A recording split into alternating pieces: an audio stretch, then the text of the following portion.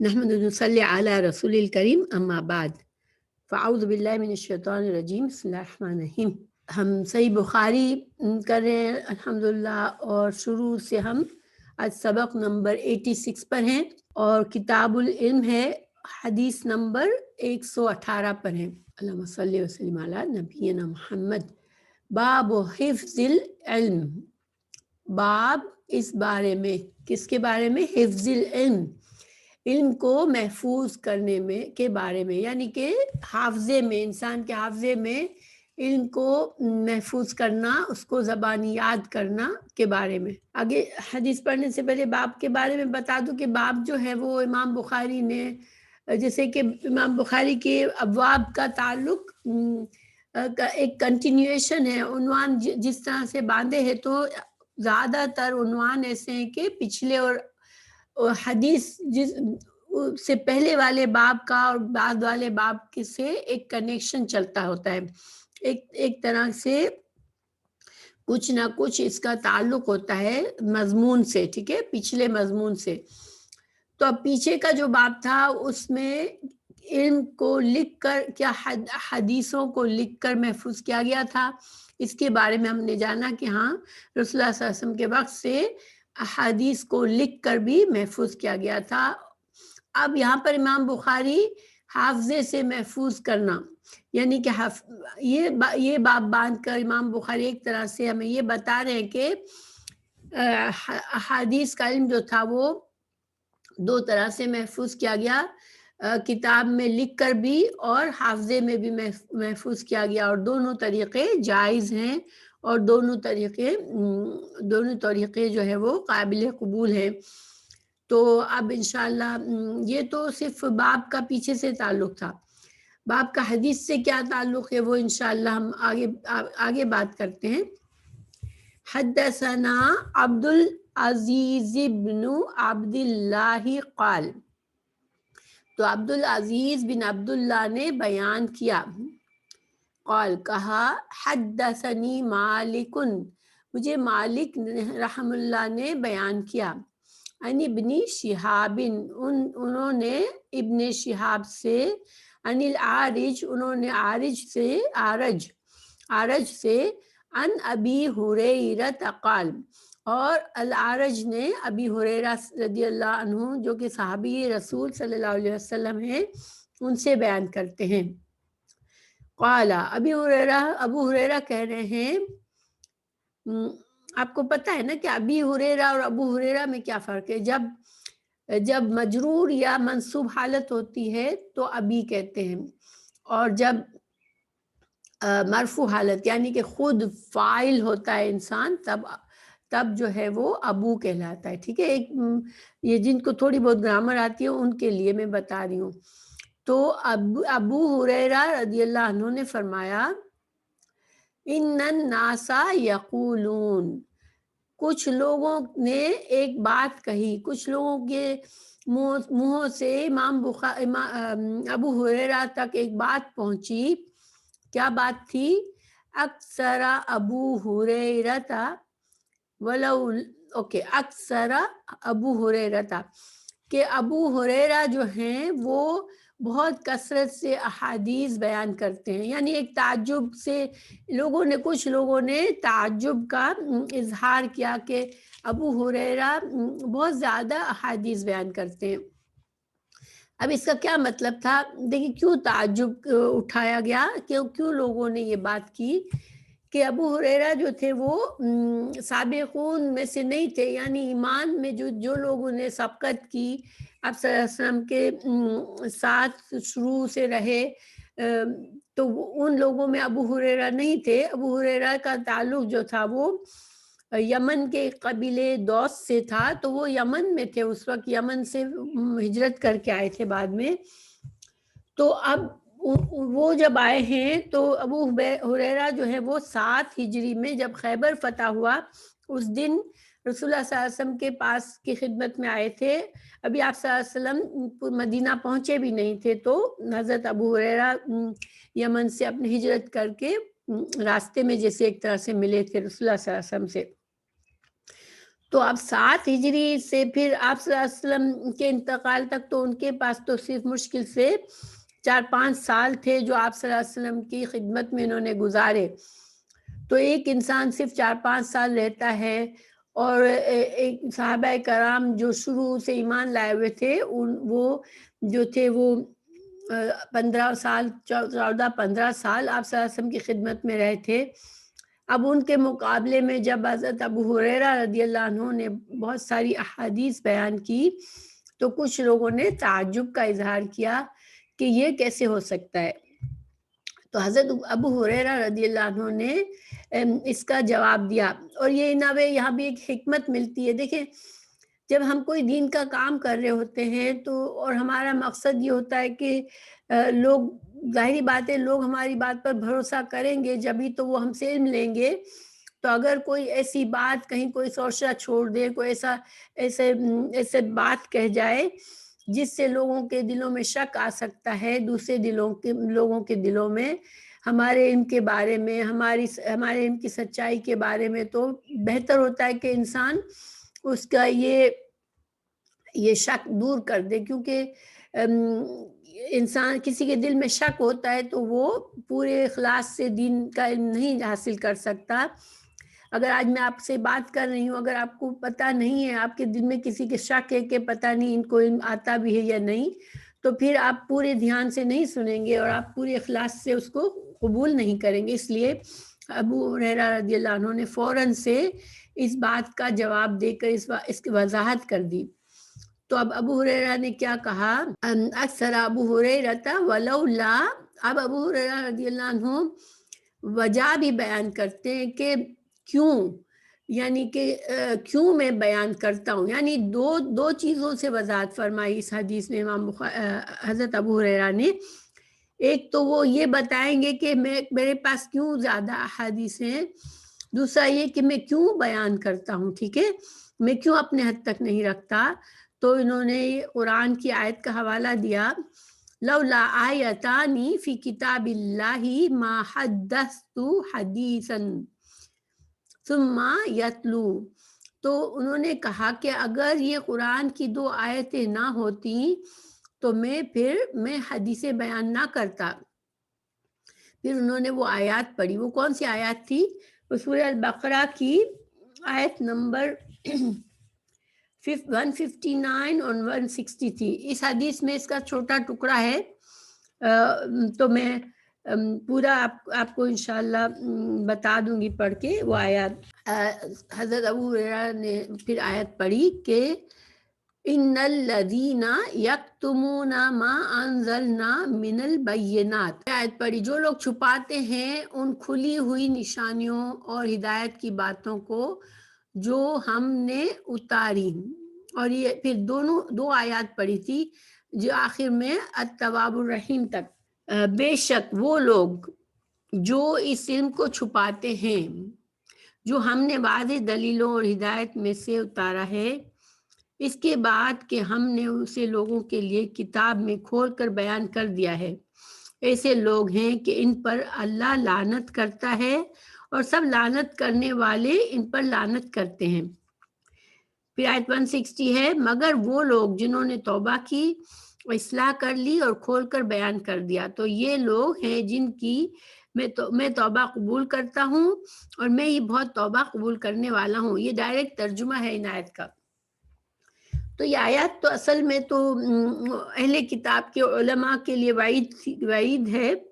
پہلے جو اس آیت کے جن کے پر وعید تھی وہ اہل کتاب کے علماء کے اوپر تھی کہ انہوں نے تورات میں وہ باتیں چھپائی تھی جس سے رسول اللہ صلی اللہ علیہ وسلم کی صداقت واضح ہوتی تھی. لیکن یہ حکم عام ہے کہ جو بھی انسان اللہ اسے دین کا علم دے مگر وہ اس کو اپنے حد تک رکھے، اسے لوگوں کو فائدہ نہ دے، اس کو چھپا کے رکھے، تو پھر اس کے لیے بہت سخت وعید ہے. اللہ کی طرف سے لعنت اور لعنت کرنے والوں کی طرف سے لعنت. تو یہ بہت ہی خطرناک وعید ہے، کیونکہ اللہ کی طرف سے لعنت کا کیا مطلب ہے کہ انسان اللہ کی رحمت سے ہمیشہ کے لیے محروم ہو جاتا ہے. تو حضرت ابو ہریرہ نے یہ دلیل پیش کی کہ چونکہ مجھے اللہ نے علم دیا میرے پاس علم ہے تو مجھے ڈر لگتا ہے کہ اگر میں نے اسے نہ بیان کیا تو میں کہیں اس آیت کے مصداق نہ بن جاؤں اور مجھے یہ سزا نہ ملے۔ پھر دوسری وجہ بتا رہے ہیں کہ کیوں میں دوسرے سابقون صحابہ کرام تھے جو وہ پہلے مسلمان ہوئے، آپ صلی اللہ علیہ وسلم کے پر ایمان لائے، آپ صلی اللہ علیہ وسلم کی زندگی میں وہ زیادہ عرصہ رہے، ان سے زیادہ میرے پاس کیوں احادیث؟ اب اس کا جواب دے رہے ہیں۔ اِنَّا اِخْوَانَنَا مِنَ الْمُهَاجِرِينَ كَانَ يَشْغَلُهُمُ الصَّفْقُ بِالْأَسْوَاقِ۔ اب یہ بیان کر رہے ہیں کہ جو ہمارے مہاجر بھائی ہیں جو کہ مدینہ میں سب کچھ چھوڑ کر آئے تھے، مکہ میں سب چھوڑ کر ہجرت کر کے آئے تھے، تو اب ان کو اپنے ذریعہ معاش کی بھی فکر ہوتی تھی، اور وہ چونکہ وہ تجارت پہلے سے بھی تجارت پیشہ تھے تو وہ مدینہ میں آ کر بھی تجارت کر رہے تھے۔ تو اب صفقو کو کیا مطلب ہے کہ ان کو مشغول کرتا تھا صفقو بالاسواق۔ صفق کہتے ہیں دیکھیں، جب ڈیل پوری تجارت میں کوئی ڈیل پوری کرنے کے بعد ایک طریقہ تھا کہ ہاتھ پر ہاتھ مار کے بائر اور سیلر جو ہے وہ ایک طرح سے اس بات کی نشاندہی کرتے تھے کہ اب سودا پکا ہو گیا۔ تو یہ اس کی طرف اشارہ ہے کہ وہ بازاروں میں سودے کی ڈیلیں بناتے تھے اور سودا پکا کرنے میں وہ مشغول رہتے تھے۔ اور وَإِنَّا إِخْوَانَنَا مِنَ الْأَنصَارِ، اور انصار میں سے جو ہمارے بھائی تھے جو مدینہ والے تھے، كَانَ يَشْغَلُهُمُ الْعَمَلُ فِي أَمْوَالِهِمْ، کہ ان کی مشغولیت کیا ہوتی تھی کہ وہ ان کے پاس زمینیں تھی، وہ اس میں کھیتی باڑی کرتے تھے، تو وہ اس میں اپنے مالوں میں، یعنی کہ اپنی جو بھی ان کی جائیدادوں میں مشغول رہتے تھے، کھیتی باڑی میں لگے رہتے تھے۔ اب یہاں پر دو باتیں پتہ چلتی ہیں کہ دو پیشے پتہ چلتے ہیں کہ دیکھیں اسلام میں یہ تجارت جو ہے وہ ایک اچھا عزت دار روزی کمانے کا ذریعہ ہے اور پسندیدہ ذریعہ ہے۔ دوسرا یہ کہ جو کھیتی باڑی ہے وہ بھی بہت اچھی چیز ہے کہ اس سے دوسرے انسانوں کو فائدہ ہوتا ہے، کہ اتنے لوگوں کے لیے اناج کا بندوبست ہوتا ہے۔ ایک حدیث ایسی ہے جس سے لگتا ہے کھیتی باڑی جو ہے وہ اس کے بارے میں آپ صلی اللہ علیہ وسلم نے تو وہی کچھ تنبیہ فرمائی ہے، مجھے حدیث اس وقت میرے سامنے نہیں ہے، لیکن اس سے ہم یہ نہیں سمجھ سکتے کہ کھیتی باڑی ایک معیوب پیشہ ہے۔ بس آپ صلی اللہ علیہ وسلم کا اس حدیث سے مقصود یہ تھا کہ وہ ایسی چیز ہے جو انسان کو بالکل مشغول کر دیتی ہے، اس میں انسان کو بہت توجہ کے ساتھ، اس میں بہت محنت کے ساتھ انسان جتا رہتا ہے، اور کھیتی ایسی چیز ہے جب یہ اگتی ہے تو انسان کو خوشی بھی ہوتی ہے، اور ایک ذاتی شوق اور لگاؤ بھی اس سے بلڈ ہو جاتا ہے انسان کا۔ لیکن اس حدیث سے ہمیں یہ بھی پتہ چلتا ہے کہ نہیں، یہ بھی ایک اچھا پیشہ ہے۔ اور دوسری بات ہمیں یہ پتہ چل رہی ہے کہ دیکھیں دین کا علم جو ہے وہ سیکھنا سکھانا صحابہ کرام کے لیے تو بہترین وقت تھا، رسول اللہ صلی اللہ علیہ وسلم کی موجودگی میں سارا وقت بیٹھ کے دین سیکھتے، اور ان کو تو اتنی محبت تھی کہ وہ کرتے بھی، ٹھیک ہے۔ مگر ظاہری بات ہے اگر سارے صحابہ کرام جو یہ سب کچھ چھوڑ دیتے تو پھر اسلام کو مالی اسٹرینتھ بھی چاہیے ہوتی ہے، اسلامی معاشرے کو کہ اچھی غذا، اچھا مالی طور پر بھی مضبوط ہونا ضروری ہے تاکہ وہ اپنی حکومت کے دفاع بھی کر سکے اور اپنی زندگی کا سامان بھی چلائے۔ تو ایک معاشرے کو طاقتور ہونے کے لیے اگر معاشرہ بالکل غریب فقیر ہی رہے گا تو پھر وہ طاقتور نہیں بن سکتا۔ لیکن یہ نہیں تھا کہ یہ مہاجر اور انصار جو تھے وہ سارا وقت لگاتے تھے۔ ہمیں بہت سی دلائل ملتے ہیں کہ یہ لوگ کیا کرتے تھے کہ اپنے پڑوسیوں کے ساتھ مل کر ایک دن مقرر کر لیتے تھے، باری مقرر کر لیتے تھے۔ حضرت عمر فاروق کی بھی ہمیں حدیث ملتی ہے کہ وہ بھی اپنے ایک پڑوسی کے ساتھ باری مقرر کی ہوئی تھی کہ ایک دن وہ آپ صلی اللہ علیہ وسلم کی خدمت میں وقت پورا گزارتے تھے اور ایک دن ان کے پڑوسی گزارتے تھے، پھر وہ ایک دوسرے کو ساری باتیں بتا دیتے تھے جو وہ سیکھ کر آتے تھے. تو یہ نہیں تھا کہ یہ لوگ نہیں سیکھتے تھے، لیکن اب ظاہری بات ہے کہ حضرت ابو ہریرہ کون تھے؟ انہوں نے تو جب یہ حدیث پوری پڑھ لوں، وَإِنَّ إِخْوَانَنَا مِنَ الْأَنصَارِ كَانَ يَشْغُلُهُمُ الْعَمَلُ فِي أَمْوَالِهِمْ وَإِنَّ أَبَا هُرَيْرَةَ كَانَ يَلْزَمُ رَسُولَ اللَّهِ صَلَّى اللَّهُ عَلَيْهِ وَسَلَّمَ لِشِبْعِ بَطْنِهِ وَيَحْضُرُ مَا لَا يَحْضُرُونَ وَيَحْفُظُ مَا لَا يَحْفُظُونَ. اب ابو ہریرہ رضی اللہ عنہ بتا رہے ہیں کہ وہ تو ان کا حال تھا کہ ان کے مہاجر و انصار جو تھے وہ دنیا کے کاموں میں بھی لگتے تھے، لیکن میرا معاملہ کیا تھا کہ میں نے لازم کر لیا تھا اپنے اوپر، چمٹ جانا، جیسے لازم ہو جانا، کہ میں رسول اللہ صلی اللہ علیہ وسلم کی صحبت کو اپنے اوپر لازم کر لیا تھا. اور میں لشبعی بات نہیں کہ دو معنی کیے گئے. ایک یہ تھا کہ پیٹ بھرنے، اس کا ایک لغوی معنی یہ ہوتا ہے کہ پیٹ بھر کر، ٹھیک ہے. تو وہ کہتے ہیں ایک معنی یہ کیا گیا کہ وہ جی بھر کے، پیٹ بھر کے، یعنی کہ جی بھر کے رسول اللہ صلی اللہ علیہ وسلم کی باتوں کو سنتے تھے، آپ صلی اللہ علیہ وسلم کے سے احادیث سیکھتے تھے، آپ سے علم حاصل کرتے تھے، اور یہی ان کا مشغلہ تھا. اس کے علاوہ وہ کسی چیز کی پرواہ نہیں کرتے تھے. اور ان کی واقعی میں اگر ہم ان کے حالات زندگی پڑھیں تو بعض اوقات یہ ان کو کھانا پینا بھول جاتے تھے وہ، اور جب ان کو غشی آنے لگتی تھی تو ان کو یاد آتا تھا کہ مجھے کھانا ہے. اس وقت ان کو جو بھی ان کو مل جاتا تھا وہ کھا کے گزارا کر لیتے تھے. اور وَيَحْضُرُ مَا لَا يَحْضُرُونَ، اور وہ بتا رہے ہیں ابو ہریرہ کہ میں ان موقعوں پر آپ صلی اللہ علیہ وسلم کے ساتھ موجود ہوتا تھا، ہر لمحہ موجود ہوتا تھا، اور دوسرے صحابہ کرام ہر لمحہ موجود نہیں رہ سکتے تھے، چونکہ وہ دونوں کام کرتے تھے، علم بھی حاصل کرتے تھے لیکن اپنی زندگی کے مسائل بھی حل کرتے تھے، روزی بھی کماتے تھے. وَيَحْفُظُ مَا لَا يَحْفُظُونَ، اور میں یہ چیزیں ساری یاد کرتا تھا، ایک ایک بات یاد کر لیتا تھا اور انہوں نے یاد نہیں رکھی. یعنی یہ نہیں کہ انہوں نے نہیں یاد رکھی، ان کا مطلب کہنے کا ہے کہ ہر شخص کا یہ معمول طریقہ نہیں تھا جو میں نے طریقہ اپنایا تھا. تو ابو ہریرہ رضی اللہ عنہ، اس کا رننگ ٹرانسلیشن ایک بار پڑھ لیتی ہوں تاکہ اور واضح ہو جائے. ابو ہریرہ سے کہا، ابو ہریرہ رضی اللہ عنہ نے کہا، لوگ کہتے ہیں ابو ہریرہ نے بہت حدیثیں بیان کی، اور بات یہ ہے کہ اگر اللہ کی کتاب میں یہ 2 آیتیں نہ ہوتی تو میں حدیث بیان نہ کرتا. پھر سورہ بقرہ کی آیت پڑھی کہ جو لوگ چھپاتے ہیں ان کھلی ہوئی نشانیوں اور ہدایت کی باتوں کو جو ہم نے اتاری، تو یہ آیت 2 آیت آخر تک پڑھی کہ انا التواب الرحیم، جو میں نے ابھی ترجمہ آپ لوگوں کو بتا دیا. اور ہمارے بھائی مہاجرین تو بازاروں میں خرید و فروخت میں پھنسے رہتے، اور ہمارے انصاری بھائی اپنی کھیتی باڑی کے کام میں لگے رہتے. اور ابو ہریرہ نہ کوئی پیشہ کرتا تھا نہ سوداگری، وہ اپنا پیٹ بھرنے کے لیے آج صلی اللہ علیہ وسلم کے پاس جمع رہتا اور ایسے موقع پر حاضر رہتا جہاں یہ لوگ حاضر نہ رہتے، اور وہ باتیں یاد رکھتے جس کو وہ یاد نہ رکھتے. تو یہ حدیث ہے، ٹھیک ہے.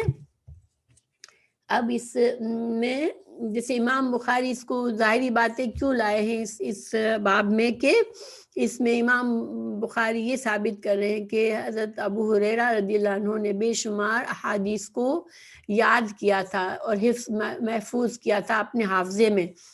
تو باب سے تو یہ تعلق ہو گیا کہ احادیث کو اگر لکھ کر بھی محفوظ کیا گیا تھا رسول اللہ صلی اللہ علیہ وسلم کے زمانے میں، اور یاد کر کے بھی حافظے میں بھی محفوظ کیا گیا تھا. اچھا، اب حضرت ابو ہریرہ رضی اللہ عنہ کے بارے میں تھوڑا سا جانتے ہیں کہ وہ کون، ان کی زندگی کے کچھ باتیں جانتے ہیں. ابو ہریرہ رضی اللہ عنہ جو تھے وہ ان سے 5374 احادیث روایت کی جاتی ہے، ٹھیک ہے. ان کا اصل نام عبد الرحمن بن سخر تھا. ابو ہریرہ ان کی کنیت تھی. ان کے کوئی بچہ نہیں تھا, بس وہ ان کو بلیوں سے محبت تھی, تو ان کو ابو ہریرہ کی کنیت دے دی گئی تھی. اور ان کا جو قبیلہ تھا یمن کے قبیلہ دوس سے تھے. یہ 7 ہجری میں خیبر کی فتح والے دن مسلمان ہوئے اور رسول اللہ صلی اللہ علیہ وسلم کی صحبت میں 4-5 سال ہی گزارے. اسلام میں داخل ہونے کے بعد اپنا وقت اور ذریعہ معاش کی تلاش میں لگانے کے بجائے پورا وقت رسول اللہ صلی اللہ علیہ وسلم کی خدمت میں گزارا اور آپ کے ساتھ سائے کی طرح لگے رہتے تھے. اصحاب صفا میں سے تھے. اصحاب صفا کون تھے؟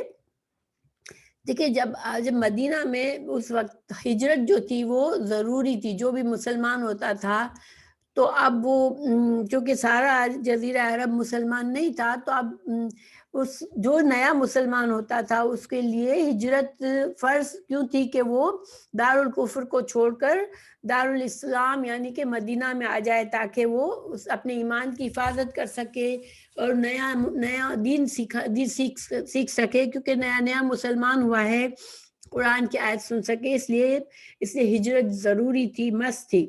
اب بہت سے لوگ ایسے آئے جو اپنا سب کچھ چھوڑ کر آ گئے, اور اب مدینہ میں ان کے پاس نہ رہنے کو گھر تھا اور نہ ان کے لیے ذریعہ معاش تھا. تو یہ لوگ مسجد میں ایک صفا بنا دیا گیا تھا, یعنی کہ ایک چھپڑ سا ڈال دیا گیا تھا, اور اس میں وہ رہتے تھے. ان کی تعداد تقریباً 400 کے قریب تھی. تو ان کا کام کیا ہوتا تھا کہ یہ مجاہدین دین بھی ہوتے تھے, کہ جب بھی کوئی غزوہ کے لیے جانا پڑتا تھا تو یہ ہر وقت تیار ہوتے تھے جانے کے لیے. اور دوسرا ان کا مشغلہ جو تھا وہ آپ صلی اللہ علیہ وسلم سے دین سیکھنا تھا. دین وہ اپنے قرآن اور حدیث کا علم سیکھتے تھے. ابو ہریرہ بھی انہی لوگوں میں سے تھے. ان کو اصحاب صفا کہتے ہیں. اور ان کے بارے میں سورہ البقرہ کی آیت نمبر 273 میں اللہ سبحانہ تعالیٰ نے فرمایا کہ مومنوں کو ترغیب دی اللہ سبحانہ تعالیٰ نے کہ اللہ کی راہ میں خرچ کریں, اور خاص طور سے ایسے لوگوں کو حقدار قرار دیا کہ ان کے ساتھ مالی تعاون کیا جائے. اور یہ وہ لوگ ہیں جو کہ اپنا وقت جہاد میں اور طلب علم میں گزارتے ہیں. تو وہ یہ ایسے لوگ تھے. اوسرو کا لفظ اللہ تعالیٰ نے استعمال کیا کہ یہ بالکل گھرے ہوئے ہیں, اپنے آپ کو صرف ان چیزوں سے میں مشغول رکھا ہوا ہے. ان کو ذریعہ معاش کی انہوں نے اپنی چھوڑ دیے فکر. تو ایسے لوگوں کے لیے اللہ تعالیٰ نے مومنوں کو ترغیب دی کہ ان کو یہ تم سے مانگتے نہیں ہیں, تم سے لپٹ کر سوال نہیں کرتے وہ, لیکن تم ان کے حالات پر اگر غور کرو تو تم ان کو سمجھ سکو گے کہ وہ ضرورت مند ہے. تو بہت سے لوگ کیا کرتے تھے کہ اصحاب صفا کے لیے کھجور کا خوشہ مسجد میں لٹکا دیا کرتے تھے, تاکہ وہ وقت ضرورت اپنے بھوک مٹا سکے. اور ان کا کھانا پینا اسی طرح کا ہوتا تھا, جو کچھ مل گیا انہوں نے کھا لیا, نہیں ملا تو بھوکے رہ گئے. ایسی بہت سی احادیث ان لوگوں کے بارے میں ملتی ہے. خود ابو ہریرہ کے بارے میں بھی کہ بھوک سے بے چین ہو کر ایک رات کو نکلے, لیکن وہ مانگ نہیں رہے تھے. حضرت ابو بکر صدیق نظر آئے تو انہوں نے ان کو روکا اور بہانے سے کوئی مسئلہ پوچھا. ان کو یہ امید تھی کہ شاید ابو بکر رضی اللہ عنہ کو سمجھ آ جائے گی کہ مجھے بھوک لگی ہوئی ہے, مگر حضرت ابو بکر نے مسئلہ بتا کر چلے گئے. ان کو نہیں سمجھ آئی کہ حضرت ابو ہریرہ اس وقت بہت بھوکے ہیں. پھر حضرت عمر بھی آئے تو ان سے بھی سیم معاملہ ہوا. پھر رسول اللہ صلی اللہ علیہ وسلم سے ملاقات ہوئی تو رسول اللہ صلی اللہ علیہ وسلم نے حضرت ابو ہریرہ کو دیکھتے ہی سمجھ گئے کہ یہ بھوک ان کو بہت ستا رہی ہے اس وقت. تو الحمدللہ حدیث تو اس وقت میرے سامنے نہیں ہے, لیکن ان کا یہ حال تھا کہ بیچارے یہ لوگ مطلب بس اپنا سب کچھ انہوں نے دین کو سیکھنا سکھانا اور دین کی خدمت کرنا ہی بنا لیا تھا. حضرت ابو ہریرہ رضی اللہ عنہ نے دوسرے صحابہ کرام سے بھی احادیث سیکھی, کیونکہ وہ بعد میں آئے تھے. تو جو ان سے پہلے کی جو باتیں تھیں وہ انہوں نے حضرت ابو بکر صدیق سے, حضرت ابی بن کعب سے, حضرت اسامہ بن زید سے, حضرت عائشہ سے, حضرت عمر, عثمان, یعنی کہ ان سارے دوسرے جو صحابہ کرام تھے، جو سابقون تھے، ان سے پہلے مسلمان ہوئے تھے، ان سے انہوں نے احادیث سیکھی ہیں. خود ابو ہریرہ سے بے شمار لوگوں نے احادیث سیکھی. اس زمانے میں ان سے 800 کے قریب، یا شاید اگر 800 سے زیادہ ہو، ان لوگوں نے ان سے احادیث لی.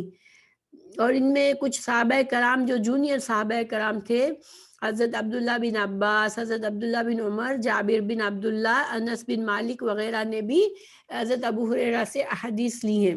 تو اب یہ کہ اس میں نے کچھ مسائل تو آپ کو بتا دیے.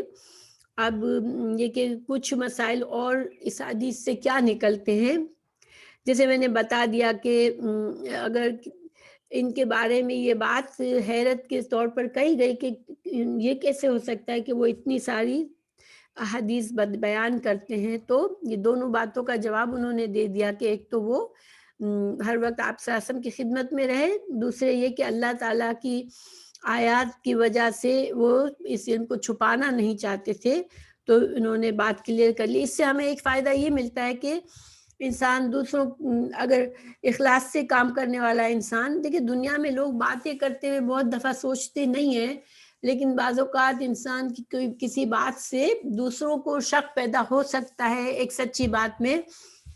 تو ایسے موقعوں پر جس میں شک کی وجہ سے نقصان ہو سکتا ہے، تو انسان کو وضاحت کر دینی چاہیے تاکہ کسی کے دل میں شک نہ رہے.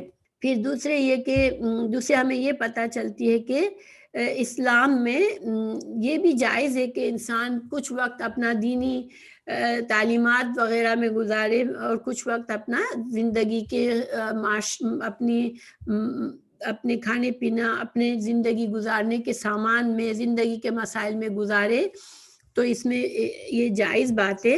اور دونوں کام، یعنی کہ یہ نہیں کہ ایک کے پیچھے دوسرے کو بالکل چھوڑ دے، یہ نہیں ہونا چاہیے. انسان کو ساری زندگی دین کا علم کچھ نہ کچھ سیکھتے رہنا چاہیے، اور اپنے وقت کو ایسے اس طرح سے تقسیم کرنا چاہیے کہ اس چیز کو بالکل پیچھے نہ چھوڑ دے. دیکھیں آج کل ہم کتنے مسلمان ہیں جو باقاعدہ دین کا علم سیکھنے کے لیے وقت نکالتے ہیں، خاص طور سے مرد حضرات جو اب جاب، ان کو اب کام کرنا پڑ رہا ہے، ان کو روزی کما کے گھر آنا ہے، بچوں کی ضروریات پوری کرنی ہے، بیوی بچوں کی ضروریات پوری کرنی ہے. ان میں سے بہت ہی کم تعداد کے مرد جو ہیں وہ یہ بھی سوچتے ہیں کہ نہیں، یہ سب کچھ تو ضروری ہے مگر مجھے دین کا علم حاصل کرنا بھی ضروری ہے. اور دیکھیں جب انسان کی نیت ہوتی ہے نا، تو اللہ سبحانہ تعالیٰ اس کے وقت میں برکت دے دیتا ہے. صحابہ کرام نے یہ سب کچھ کرنے کے بعد وہ جہاد پر بھی نکلتے تھے، اور کتنی جنگیں ہوئی ہیں. دیکھیں آپ صلی اللہ علیہ وسلم کے مدینہ میں ہجرت کے بعد سے اگر ہم دیکھیں ہسٹری پڑھیں، تو ایسا لگتا تھا کہ ایک روزانہ کا مشغلہ یہی تھا کہ بس ادھر جانا ہے ادھر جانا ہے. اتنے بہت ساری یہ جنگی حالات تھے، پورے عرب کے معاشرے سے نپٹنا تھا، ان کو کفر سے نکال کے اسلام کی طرف لانا تھا. تو یہ تبلیغ کے لیے بھی نکلتے تھے، دین سکھانے کے لیے بہت سے صحابہ کرام کو بھیجا جاتا تھا مختلف جگہوں میں. تو یعنی کہ یہ ان کی اتنا بڑا وقت اس میں گزرتا تھا، لیکن وہ یہ بھی ہمیں پتہ چلتا ہے کہ بہت سے جو خالی ہاتھ آئے تھے مہاجرین، وہ بہت امیر ہو گئے. مدینہ میں آ کے تجارت بالکل، یعنی کہ بالکل کچھ نہ ہونے سے تجارت شروع کی. اور کہاں حضرت عبد الرحمن بن عوف بہت ہی امیر آدمی تھے، اسی طرح حضرت عثمان رضی اللہ عنہ کو اللہ نے بہت مال دیا تھا، حضرت ابوبکر صدیق بھی تجارت کرتے تھے. یعنی کہ ان لوگوں کو اللہ نے نہ صرف دنیا میں رزق کی برکت دی، بلکہ ان کو دین کے کاموں میں بھی اللہ تعالیٰ نے ان کو چن لیا، اور انہوں نے اتنی خدمتیں کی. تو یہ برکت کہاں سے آتی ہے؟ جب انسان کا ارادہ پکا مضبوط ہوتا ہے، اس کا ایمان کی حفاظت اسے کرنی ہوتی ہے، اور ایمان مضبوط ہوتا ہے تو انسان پھر اپنے آپ کو بہانے نہیں ڈھونڈتا، تو اللہ تعالیٰ بھی اس کو اس کے وقت میں برکت دے دیتا ہے. ہم سب سے پہلے بہانے ڈھونڈتے ہیں کہ میرے پاس وقت کی کمی ہے. اگر ہم یہ سوچ چھوڑ دیں اور بس ہم اپنے آپ پر لازم کر لیں کہ میرا وقت کو مجھے اس طرح ڈیوائڈ کرنا ہے، تو انشاءاللہ اللہ ہمیں بھی برکت دے گا اور ہمارا بھی کام دونوں طرح کے کام کر سکیں گے۔ حضرت عمر فاروق نے باری مقرر کی اور کیسے اور بھی بہت سے صحابہ کرام نے، تو گویا ہم بھی اپنے وقت کو ڈیوائڈ کر لیں، کانشیسلی آپ بیٹھ کر سوچیں کہ مجھے اتنا وقت ضرور بضرور دین کا علم سیکھنے کے لیے نکالنا ہے، اتنا وقت ضرور بضرور دین کی خدمات، دین کے عبادت میں گزارنا ہے، دین کے کوئی اچھے کام میں گزارنا ہے، اور اتنا وقت مجھے اپنی زندگی کے ضروریات پوری کرنے میں گزارنا ہے، تو انشاءاللہ اللہ تعالیٰ ضرور برکت دے گا۔ اب دیکھیں کہ جب انسان حضرت ابو ہریرہ کی مثال جب دیکھیں یا اصحاب صفا کی مثال دیکھیں تو انہوں نے معیشت کی فکر نہیں کی، تو اللہ تعالیٰ نے ان کی ضروریات بھی پوری کر دی، کسی نہ کسی طرح ان کا پیٹ بھر جاتا تھا مسجد میں۔ تو اللہ تعالیٰ کسی کو بھوکا نہیں مارتا، اگر انسان کی نیت خالص ہوتی ہے تو پھر اللہ تعالیٰ ان کے لیے بھی بندوبست کر دیتا ہے۔ اور انسان کا رزق جو ہے نا وہ تو مخصوص ہے، اللہ نے لکھا ہے، وہ اس سے کہیں نہیں جانے والا۔ پھر ابو ہریرہ بعد میں اتنا پیسہ اللہ نے ان کو بھی دیا، ان کو مقام بھی دیے، بہت سے جیسے بڑی پوزیشنز بھی دی، تو اللہ تعالیٰ نے ان کو بھی سب کچھ دیا، مگر شروع میں انہوں نے صبر کر لیا۔ وہ خود کہتے تھے جس عورت کے گھر نوکری کرتے تھے اسی نے ان سے شادی کی بعد میں، تو وہ بڑے فخر سے کہتے تھے اس بات کو۔ دوسری بات یہ کہ اس حدیث کا جو ہے نا دوسری جگہ پہ لمبی ہے، اس نے یہ ٹکڑا بھی ہے کہ ایک بار آپ صلی اللہ علیہ وسلم نے پڑھ کے سنا دیتی ہوں، ایک دن نبی کریم صلی اللہ علیہ وسلم نے فرمایا تھا کہ تم میں سے جو شخص بھی اپنے کپڑے کو میری اس تقریر کی کہ ختم ہونے تک پھیلائے رکھے، پھر تقریر ختم ہونے پر اسے اپنے سینے سے لگا لے تو میری احادیث کو کبھی نہیں بھولے گا۔ میں نے اپنی کملی کو پھیلا دیا جس کے سوا میرے بدن پر اور کوئی کپڑا نہیں تھا، یعنی دیکھیں کیا حال تھی، صرف ایک چادر تھی ان کے پاس، اسی سے سارا جسم ڈھکتے تھے۔ اور بہت سے صحابہ جو صحاب صفا کے تھے ان کی یہ حال تھی کہ ایک کپڑے سے جسم لپٹا ہوا ہوتا تھا، تو یہ تو حالت تھی اس زمانے میں ان لوگوں کی، لیکن اللہ نے بعد میں ان کو کتنی بڑی بڑی نعمتیں دی۔ بہرحال یہ آپ صلی اللہ علیہ وسلم کا ایک معجزہ تھا کہ آپ صلی اللہ علیہ وسلم نے اس بیان میں یہ فرمایا کہ جو چادر پھیلائے گا اور پھر اپنے سینے سے لگا لے گا، جب میری بات ختم ہو تو وہ چادر کو اپنے سینے سے لگا لے گا۔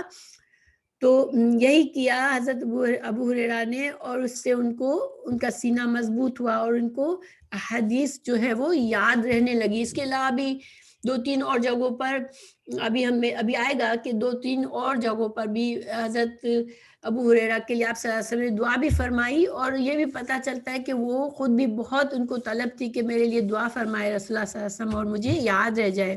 بس یہ غور و فکر ہے کہ ہمیں جو ہے اپنے معاشرے میں ایسے لوگوں کے جو کہ دین کی خدمت میں اتنے زیادہ ڈیووشنز کے ساتھ کرتے ہیں، تو اگر ان کے کسی ضرورت کا ہمیں خیال رکھیں گے تو انشاءاللہ اللہ کے نزدیک یہ ہمارے لیے جو ثواب کا ذریعہ ہوگا، کیونکہ اصحاب صفا کے لیے اللہ تعالیٰ نے خود فرمایا کہ ان کی ضرور جو مانگتے نہیں ہیں مگر وہ بالکل پھنسے ہوئے، وہ بالکل گھرے ہوئے ہیں ان کاموں میں، تو ان کا خیال رکھنا ضروری ہے۔ اور اللہ تعالیٰ نے دیکھیں اتنا زیادہ ان کا ڈیووشن تھا تو اللہ نے ان کو کتنا بڑا انعام دیا کہ آج قیامت تک ان کو ثواب جاریہ ہوگا ان کے لیے جو احادیث انہوں نے بیان کی ہیں۔ دوسری بات ہمیں یہ بھی پتہ چلتی ہے کہ جب ان کا علم سیکھے انسان تو اس کو محفوظ کرے اور دوسروں کو بتائے، دوسروں کو پھر بتانا بھی لازمی ہے، مگر محفوظ کرنے کے بعد تاکہ صحیح علم بتا سکے دوسروں کو۔ تو الحمدللہ یہ مسائل ہیں اس حدیث سے۔ اب ہم اگلی حدیث پر چلتے ہیں۔ حدثنا احمد، کیونکہ 3 احادیث بیان کی ہے حضرت امام بخاری نے اس باب میں، اس لیے انشاءاللہ میں پڑھ لیتی ہوں ان کو۔ حدثنا احمد بن ابی بکر ابو مصعب قال حدثنا محمد بن ابراہیم بن دینار عن ابن ابی ذئب عن سعید المقبری عن ابی ہریرہ قال قلت یا رسول اللہ انی اسمع منک حدیثا کثیرا انساہ قال ابسط رداءک فبسطته قال فغرف بیدہ ثم قال دم فدممتہ فما نسیت شیئا بعدہ.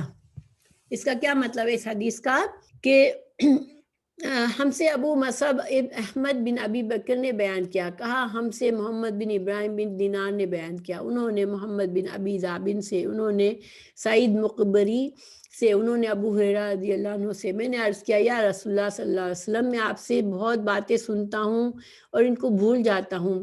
آپ صلی اللہ علیہ وسلم نے فرمایا اپنی چادر بچھا. میں نے بچھائی. آپ صلی اللہ علیہ وسلم نے اپنے دونوں ہاتھوں سے ایک لپ لے کر اس میں ڈال دیا، یعنی کہ اس ہاتھوں میں کچھ تھا نہیں، آپ نے بس ایک طرح سے جیسے ہم دونوں ہاتھوں کو جوڑ کر ایک پیالہ سا بناتے ہیں کچھ بھرنے کے لیے، اس طرح سے آپ نے کیا اور اس کو پھر ایک طرح سے اشارتاً انڈیل دیا آپ حضرت ابو ہریرہ کی چادر پر. اور یہ آپ صلی اللہ علیہ وسلم کا معجزہ تھا ایک طرح سے کہ آپ کی دعا تھی، آپ کا معجزہ تھا، جس کی وجہ سے پھر انہوں نے اس چادر کو لپیٹ لیا اپنے سینے پر. حضرت ابو ہریرہ نے اپنے سینے پر اس چادر کو لپیٹ لیا اور اس کے بعد میں کوئی چیز نہ بھولا، یعنی کہ اس سے واضح طور پر حضرت ابو ہریرہ کے حافظے کو فائدہ ہوا کہ وہ پھر ان کو یاد رہتی تھی باتیں. دیکھیں یہ ثبوت ثابت ہے نا. اب اتنی ساری احادیث کو لفظ بہ لفظ زبانی یاد رکھنا یہ کوئی معمولی بات تو نہیں ہے. یہ الحمدللہ آپ صلی اللہ علیہ وسلم کی دعا کا ایک نتیجہ تھا، ایک معجزہ تھا جس سے حضرت ابو ہریرہ کو فائدہ ہوا. تو یہ لوگ الحمدللہ جن لوگوں کو تڑپ ہوتی تھی وہ آپ صلی اللہ علیہ وسلم سے اپنے لیے کوئی خاص دعا کرواتے تھے تو وہ ان کو وہ دعا پوری ہو جاتی تھی، ان کے لیے ان کو وہ فائدہ حاصل ہو جاتا تھا. ایک اور حدیث بھی ہے مستدرک حاکم میں، ٹھیک ہے، وہ بھی حضرت ابو ہریرہ کے لیے دعا کے بارے میں. یہ زید بن ثابت رضی اللہ عنہ سے ہے. زید بن ثابت جو تھے وہ ایک قرآن کے حافظ تھے اور یہ قرآن کے کاتب بھی تھے. تو یہ بیان کر رہے ہیں کہ زید بن ثابت کہتے ہیں کہ ایک بار میں اور حضرت ابو ہریرہ ایک اور شخص رسول اللہ صلی اللہ علیہ وسلم کے ساتھ تھے، یعنی 3 لوگ تھے آپ صلی اللہ علیہ وسلم کی خدمت میں موجود تھے. تو آپ صلی اللہ علیہ وسلم نے فرمایا اپنے لیے کچھ دعا کرو، یعنی آپ صلی اللہ علیہ وسلم نے ان تینوں سے ارشاد کیا کہ تم لوگ اپنے لیے کوئی خاص دعا کر لو. میں نے اور میرے ساتھی نے، یعنی کہ حضرت زید بن ثابت نے اور ان کے ساتھی نے دعا کی، یعنی جو کچھ بھی دعا کی جو ان کے دل میں اس وقت آیا، رسول اللہ صلی اللہ علیہ وسلم نے ہماری دعا پر آمین فرمایا. پھر حضرت ابو ہریرہ رضی اللہ عنہ نے اپنی باری آنے پر یہ دعا کی، اے اللہ میں ان چیزوں کو سوال کرتا ہوں جو میرے ساتھیوں نے مانگا، اور میں ایسے ان کا سوال کرتا ہوں جس کو میں نہ بھولوں. سبحان اللہ، ان کے ذہن پر ہر وقت علم کو یاد رکھنے کی کا خیال رہتا تھا، تو اس وقت بھی ان کو یاد آ گیا، انہوں نے یہ دعا مانگی تو حضرت نبی صلی اللہ علیہ وسلم نے آمین فرمایا. تو زید بن ثابت کہتے ہیں کہ میں نے اور میرے صحابی نے کہا یا رسول اللہ یہ دعا، یہ ہماری بھی یہ دعا ہے. تو نبی صلی اللہ علیہ وسلم نے فرمایا دوسری غلام تم سے سبقت لے گیا. تو یعنی کہ آپ صلی اللہ علیہ وسلم نے فرمایا کہ جو لمحہ اس وقت تھا جو تم نے دعا کر لی، میں نے آمین کر دی، وہ ایک خاص لمحہ تھا، آپ صلی اللہ علیہ وسلم کی ایک خاص عنایت تھی. اب اس کو تم نے مس کر دیا، تم نے جو دعا مانگ لی وہ تمہیں مل گئی، انشاءاللہ وہ مل جائے گی. لیکن چونکہ امام حضرت ابو ہریرہ نے اپنے لیے ساتھ ساتھ وہ دعائیں بھی مانگی اور ان کی دعا بھی مانگ لی، تو الحمدللہ انہوں نے اپنے لیے ایک ایڈیشنل فائدہ حاصل کر لیا. اور دیکھیں ایسے موقع پر کس کو یہ بات یاد رہتی ہے؟ جس کے ذہن پر ایک چیز سوار رہتی ہے، جس کی تڑپ ہوتی ہے کہ مجھے یہ چیز حاصل ہو جائے، تبھی وہ آپ کو فوراً سے وہ بات یاد آ جاتی ہے. تو اور اس سے ہمیں ایک اور مسئلہ یہ ثابت ہوتا ہے کہ دیکھیں کوئی نیک انسان، بعض اوقات بزرگوں کی عادت ہوتی ہے ہم کو دعائیں دیتے رہتے ہیں، تو ہمیں بھی ان پر آمین کر دینا چاہیے تاکہ ان کی دعا ہمارے لیے قبول ہو جائے. اور کبھی اگر ہمارے پیاروں سے ہم خود دعا مانگ کے آمین کرنے، جیسے ہمیں لگے کہ یہ لوگ دیندار لوگ ہیں، وہ اللہ کے قریب یعنی کہ اللہ کے قربت کی خواہش رکھنے والے لوگ ہیں، تو اگر وہ آمین کہہ دے ہماری دعا پر انشاءاللہ تو یہ بھی ہمارے لیے فائدہ مند ہوگا. ٹھیک ہے انشاءاللہ. پھر حدیث اگلی. حدثنا ابراہیم ابن المنذر قال اخبرنا ابن ابی فدیک بہذا او قال غرف بیدہ فیہ. اب یہ سیم حدیث جو اوپر ہے اس کو دوسری سند لائے ہیں امام بخاری کے. حضرت ابراہیم بن منظر نے بیان کیا، کہا ہم نے ابن ابی فدیک سے یہی حدیث بیان کی. اس روایت میں یہ کہ اپنے ہاتھ سے چلو لے کر اس میں ڈال دیا. تو چلو میں کچھ تھا نہیں، وہ ایک آپ صلی اللہ علیہ وسلم نے ایک طرح سے اشارہ اس طرح سے کیا کہ چلو بنایا اور پھر اس کو چادر میں ڈال دیا. اچھا حدثنا حدیث 121 پڑھ رہے ہیں. حدثنا اسماعیل قال حدثنی اخی عن ابن ابی ذئب عن سعید المقبری عن ابی ہریرہ قال حفظت عن رسول اللہ صلی اللہ علیہ وسلم وعاءین. فاما وعاء کہتے ہیں جیسے برتن، کوئی برتن کو بھر لینا. ٹھیک ہے. تو فاما احدہما، تو ایک ان میں سے ایک جو ہے فبسستہ، تو ایک کو میں نے پھیلا دیا. واما امل آخر فلو بسستہ قطع ھذا البلعوم. اب اس حدیث کا ترجمہ پڑھتی ہوں میں. بسستو یعنی کہ اس کو پھیلا دیا، اس کو بیان کر دیا. اور قطع ھذا البلعوم یعنی میرا حلق کاٹ دیا جائے نا، یعنی کہ جس کھانے ہمارا حلق سے کھانے کی ہماری نالی جاتی ہے نا، تو اگر اس کو کاٹ دینا یہ مطلب ہے، یعنی کہ مجھے قتل کر دیا جائے گا. اب حدیث کا ترجمہ پڑھتے ہیں کہ حضرت اسماعیل بن ابی اویس نے بیان کیا، کہا مجھ سے میرے بھائی عبد الحمید نے، انہوں نے ابن ابی ذئب سے، انہوں نے سعید مقبری سے، انہوں نے ابو ہریرہ سے کہا میں نے حضرت صلی اللہ علیہ وسلم کے سے 2 تھیلے سیکھے، یعنی دو بڑے بڑے تھیلے، 2 بڑے بڑے برتن سیکھے، یعنی 2 طرح کے علم حاصل کیے. ایک کو میں نے 2 لوگوں میں پھیلا دیا اور دوسرے کو اگر میں پھیلاؤں تو یہ میرا بلعوم کاٹ دیا جائے گا. امام بخاری نے کہا بلعوم نرخرا ہم سب جانتے ہیں نا، جس سے جانور کو ذبح کیا جاتا ہے، وہ ہے جس میں سے کھانا اترتا ہے. اب دیکھیں اس حدیث کا کیا مقصد ہے. تو ابو ہریرہ یہاں میں ہمیں بتا رہے ہیں کہ رسول اللہ صلی اللہ علیہ وسلم سے انہوں نے 2 قسم کی احادیث جمع کی ہوئی ہیں، مگر انہوں نے صرف ایک قسم کی بیان کی ہے لوگوں میں، دوسری قسم کی انہوں نے نہیں بیان کی. تو وہ کون سی قسم کی احادیث تھی جس کو وہ نہیں بیان کر رہے تھے؟ تو انہوں نے اشارتاً کہا کہ اگر وہ احادیث میں بتاؤں گا تو مجھے قتل کر دیا جائے گا. تو دیکھیں آپ صلی اللہ علیہ وسلم سے بہت سی احادیث جو تھی وہ فتنوں کے دور کی تھی، کیوں آپ کو پتہ ہے کہ بعد میں خلیفہ بعد آپ صلی اللہ علیہ وسلم کے بعد بہت سے اسلامک حکومت میں، ریاست میں بہت سے فتنے بھی وجود میں آئے. اسلام اتنا زیادہ فاسٹ پھیل گیا تھا بعد میں اور اتنے دور دور تک پہنچ گیا تھا. تو اب ظاہری بات ہے کہ جب ہر انسان کا ایمان کی ابھی وہ لیول تو نہیں تھا نا، وہ تقوی ایمان لیول نہیں تھا جو صحابہ کرام نے تو آپ صلی اللہ علیہ وسلم سے تربیت لی تھی.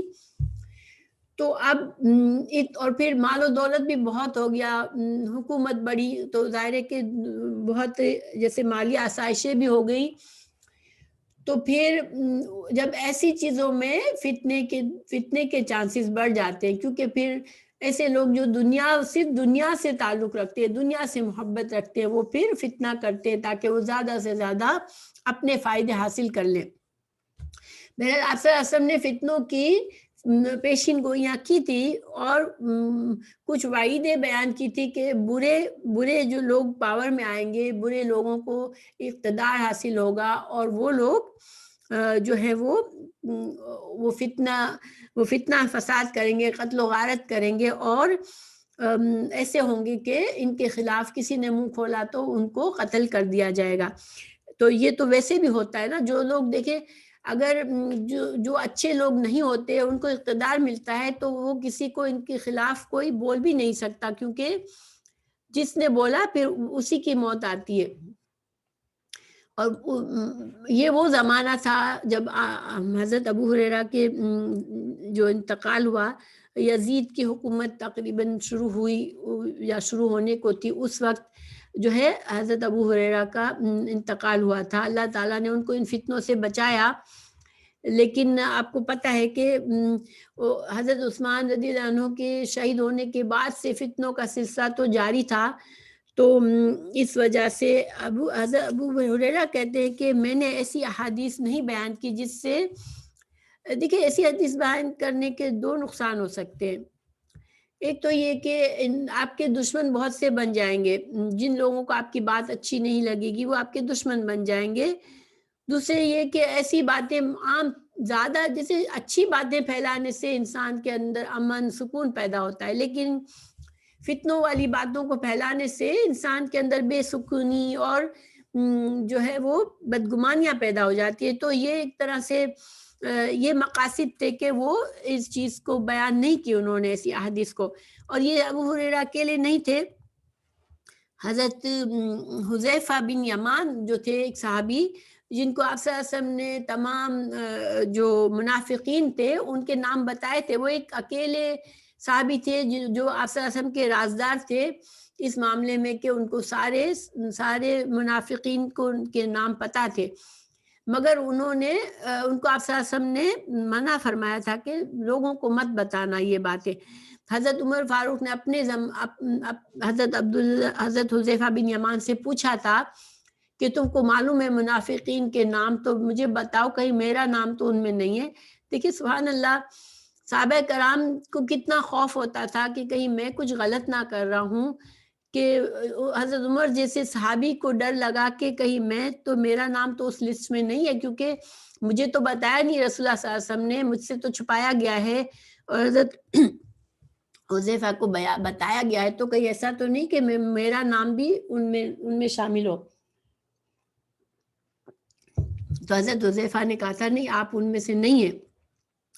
تو مقصد یہ ہے کہ انسان کو بعض اوقات ایسی خبریں، ایسا علم جس سے کہ فتنہ بڑھ سکتا ہے، اس کو انسان اگر نہ بیان کرے، اپنے حد تک رکھے تو وہ بہتر ہوتا ہے۔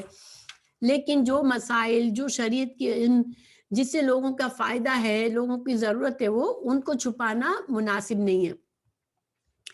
تو اس سے ہم یہ بھی سبق سیکھ سکتے ہیں کہ آج کل جو ہیں، دیکھیے بہت سی باتیں جو ہیں اس کو بہت فاسٹ پھیلا دیا جاتا ہے۔